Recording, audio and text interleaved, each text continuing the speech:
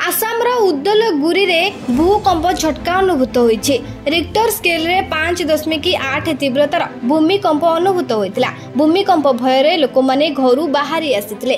सूचना अनुसार गत रविवार अपराह्न 4:41 रे भूमिकंप होइतिला एवं एहार केन्द्रस्थल 5 किलोमीटर गंभीरता थिला। लोकंक मध्यरे भयर वातावरण देखिबाकू मिलिथिला। तेबे मिलिथिबा सूचना अनुसार उदलगुरी जिला एवं एहार आखपाख जिला गुड़िकरे भूमिकंप होइतिला। एनसीएस अनुसार भूमिकंपर झटका आसाम सहित बंगला एवं भूटान रे मध्य अनुभूत होइतिला।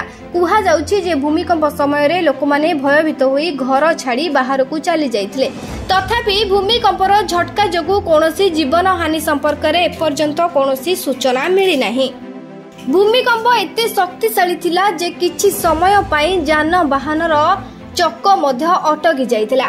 परिस्थिति स्वाभाविक हेबा परे लोकमाने आश्वस्तिर निश्वास मारिथिले। स्थानीय लोकमाने कहिसंती जे भूमिकंपर झटका प्रबल थिला। लागुथिला जेपरि एबे भूमि फाटी जिवो, किंतु किछि सेकेंड मध्यरे पृथ्वी थरिबा बंद होई गला। Bureau report, Viraja news.